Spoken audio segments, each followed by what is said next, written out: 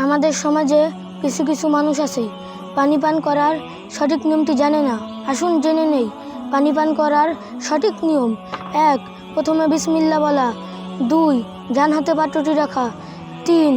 বসে পানি পান করা। 4. 3 নিঃশ্বাসে পানি পান করা। 5. পাত্রের ভিতর নিঃশ্বাস না ফেলা। 6. পান শেষে আলহামদুলিল্লাহ বলা। 7. বড় পাত্রে মুখ লাগিয়ে পানি পান না করা। 8. পান করার ক্ষেত্রে মধ্যম পন্থ অবলম্বন করা। কিছু মানুষ এই নিয়মগুলোর মধ্য থেকে কিছু নিয়ম ছেড়ে দেয়, যেমন দাঁড়িয়ে পানি পান করা শুরুতে বিসমিল্লাহ না বলা, পান করা শেষে আলহামদুলিল্লাহ না বলা। অথচ রাসূল সাল্লাল্লাহু আলাইহি ওয়াসাল্লাম দাঁড়িয়ে পানি পান করতে নিষেধ করেছেন। আনাস রাদিয়াল্লাহু তাআলা আনহু থেকে বর্ণিত, আন্না রাসূলুল্লাহি সাল্লাল্লাহু আলাইহি ওয়াসাল্লাম নাহা আনিশ শুরবি কাইমান। রাসূল সাল্লাল্লাহু আলাইহি